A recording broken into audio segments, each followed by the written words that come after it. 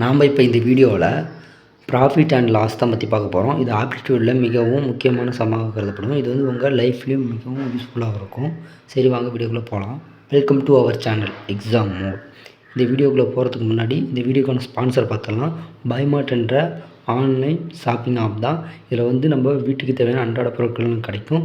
மறக்காமல் அதை யூஸ் பண்ணி பாருங்கள். அதுக்கான லிங்க்கை வந்து டிஸ்கிரிப்ஷனில் கொடுக்குறேன். ப்ராஃபிட் அண்ட் லாஸில் ஃபஸ்ட்டு டைப் என்னென்னா சேஞ்ச் தி காஸ்ட் ப்ரைஸ். அதாவது நீங்கள் ஒரு பொருளை வாங்குறீங்க, வாங்குகிற விலையிலேருந்து சம் அமௌண்ட் வந்து இன்வெஸ்ட் பண்ணி திருப்பி அதை விற்கிறீங்க. அதை பற்றின சில கொஷின்ஸ்லாம் வரும். அதில் ஒரு எக்ஸாம்பிள் ஃபஸ்ட்டு பார்த்துடலாம். இந்த எக்ஸாம்பிள் என்ன சொல்ல வராங்கன்னா, நீங்கள் ஒரு பைசைக்கிள் வந்து பை பண்ணுறீங்க. அதாவது ஒரு man bought and old bicycle for 1500 அல்ல spend 500 on its repair and sales it for 1800. அப்படின்னா ஃபைண்ட் லாஸ் ஆஃப் பர்சன்டேஜை பற்றி கேட்குறாங்க. அதுக்கு நீங்கள் உங்களுக்கே தெரியும், லாஸுக்கான பர்சன்டேஜுக்கான ஃபார்முலா வந்து கீழே போட்டு அந்த ஃபார்முலாவை போட்டிங்கன்னா அதில் வந்து நீங்கள் எந்த ப்ரைஸ்லேருந்து எதை கழிக்கணும். ஃபஸ்ட்டு காஸ்ட் ப்ரைஸ்லேருந்து செல்லிங்ஸ் ப்ரைஸ் தான் கிடைக்கணும். ஏன்னா நீங்கள் வாங்குகிற விலை வந்து மிக அதிகமாக இருக்குது, விற்கிற விலை வந்து என்னென்னா கம்மியாக இருக்குது. ஓகேவா? வாங்கின விலை இப்போ அதிகமாக இருக்குது. ஏன்னா நீங்கள் 1500க்கு வாங்கி 500 திருப்பியும் வந்து 2000 தான் உங்களோட காஸ்ட் ப்ரைஸாக இருந்திருக்கு. ஆனால் செல்லிங் ப்ரைஸ் 1800 இருக்குது. அதை நீங்கள் ஃபார்முலாவை போட்டு டிவைட் பண்ணிங்கன்னா உங்களுக்கு ஆன்சர் வந்து 10% உங்களுக்கு லாஸ்ன்னு காட்டும்.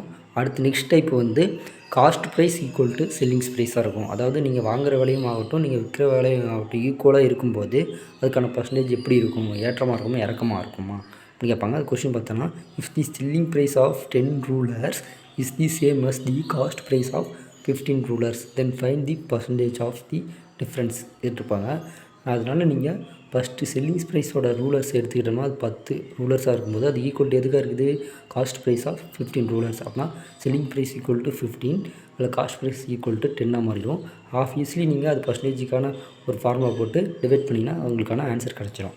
அடுத்து நெக்ஸ்ட் டைப் வந்து ஃபைண்ட் தி காஸ்ட் ப்ரைஸ். அதே மாதிரி தான் அதுக்கடுத்த டைப் வந்து ஃபைண்ட் தி நம்மளோட செல்லிங் ப்ரைஸ் கண்டுபிடிக்கிற மாதிரி இருக்கும். அது நீங்கள் மொத்தம் 3 மெத்தட் யூஸ் பண்ணலாம். அதில் ஒவ்வொரு மெத்தடாக நான் சைடில் ஷோ பண்ணுறேன். ஃபஸ்ட்டு மெத்தட் வந்து நீங்கள் ஆப்வியஸ்லி ஃபார்முலா யூஸ் பண்ணி நீங்கள் கண்டுபிடிக்கிற மெத்தடாக இருக்கும். ரெண்டாவது மெத்தட் வந்து பர்சன்டேஜில் வந்து நீங்கள் எப்படி போடுறீங்களோ அந்த மெத்தடாக இருக்கும். அந்த பர்சன்டேஜ்லேருந்து நம்ம மூணாவது ஒரு மெத்தட் போடுறோம், அதான் பாக்ஸ் மெத்தட். இந்த 3 மெத்தடும் மிகவும் யூஸ்ஃபுல்லாக இருக்கும். அதில் ஃபஸ்ட்டு மெத்தடாக இருக்கிற நம்ம ஃபார்முலா மெத்தட் ஃபஸ்ட்டு பார்த்துடலாம். ஃபஸ்ட்டு ஃபார்முலா மெத்தடில் நீங்கள் ஆப்வியஸ்லி எப்படி ஃபார்முலா பர்சன்டேஜ் கண்டுபிடிப்பீங்களோ அதே மாதிரி தான். எந்த ப்ரைஸ் அதிகமாக இருக்குது, செல்லிங் ப்ரைஸ் அதிகமாக இருக்குதா உங்களுக்கு பர்சன்டேஜ் லாஸ்னால் ஃபஸ்ட்டு போடுற இடம் வந்து காஸ்ட் ப்ரைஸாக இருக்கணும், இல்லை மைனஸ் செல்லிங் ப்ரைஸாக இருக்கணும்.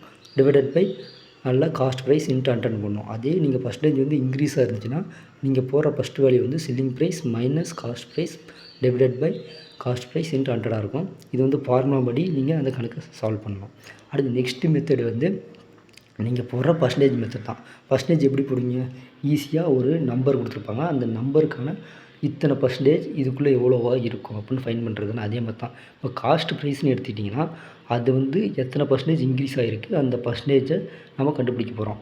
அந்த கண்டுபிடிக்கிற வேல்யூ வந்து ஆல்ரெடி கொடுத்துருப்பாங்க, அது செல்லிங் ப்ரைஸாக இருக்கும். இப்போ காஸ்ட் ப்ரைஸ் தான் ஒரிஜினல் வேல்யூ.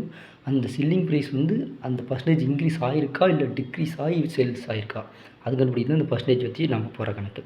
ஃபைனலாக பார்க்குறது வந்து பாக்ஸ் மெத்தட். இது ஆப்வியஸ்லி உங்களுக்கே தெரியும், பர்சன்டேஜ் புறமா இருந்தாலே பாக்ஸ் மெத்தட் ஈஸி. 100% எவ்வளோ குவான்டிட்டியோ அதை போட்டுட்டு மீதி எவ்வளோ ஹையராக இருக்க பர்சன்டேஜ் ஆகட்டும் இல்லை லோவராக இருக்கிற பர்சன்டேஜ் ஆகட்டும் நம்ம ஈஸியாக வச்சு அந்த வேல்யூ வச்சு டிவைட் பண்ணி கண்டுபிடிக்கிறது தான் இந்த பாக்ஸ் மெத்தட். இது வந்து போன வீடியோலேயே நான் சொல்லியிருப்பேன். இந்த வீடியோக்கான லிங்க் வந்து நான் டிஸ்கிரிப்ஷனில் கொடுக்குறேன், மறக்காமல் போய் அந்த செக் பண்ணி பாருங்கள். அங்கே விரிவாக உங்களுக்கு விளக்கமாக இருக்கும்.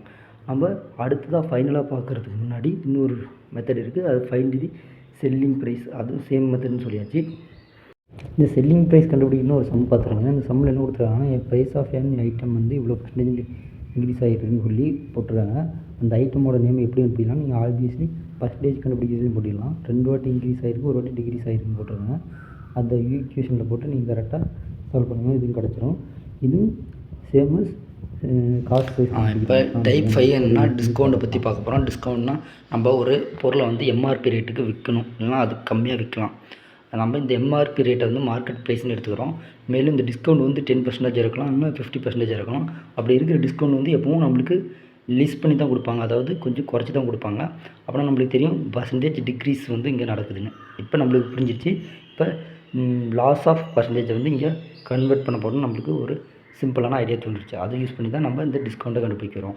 அதே மாதிரி தான் டிஸ்கவுண்ட்டுக்கு அடுத்தது நம்ம பார்க்க போகிறது மெயினான ஒன்று ஜிஎஸ்டி. இப்போ ஒருத்தர் வந்து ஜிஎஸ்டி கொடுக்கணும்னா அவர் என்ன பண்ணணும், இந்த தனக்கு வர்ற வருமானத்துலேருந்து ஜிஎஸ்டி பே பண்ணுறாரு. அது இத்தனை பர்சன்டேஜ்னு அப்படின்னா என்ன அர்த்தம், ப்ளஸ் ஆகுது. அதாவது பர்சன்டேஜ் நம்ம எக்ஸ்ட்ரா கொடுக்குறோம், அது வந்து இன்க்ரீஸ் பர்சன்டேஜாக மாறுது. மேலும் அது வந்து என்னது ப்ராஃபிட்டாக மாறுது. யாருக்கு, நமக்கு இல்லை. நீங்கள் நம்மக்கிட்ட இருக்கிற காஸ்ட் ப்ரைஸ்லேருந்து செல்லிங் ப்ரைஸ்க்கு வந்து ப்ராஃபிட்டாக இன்க்ரீஸ் ஆகுது பர்சன்டேஜ். அது ஃபைனலாக பார்க்க போகிற நம்ம வீடியோ.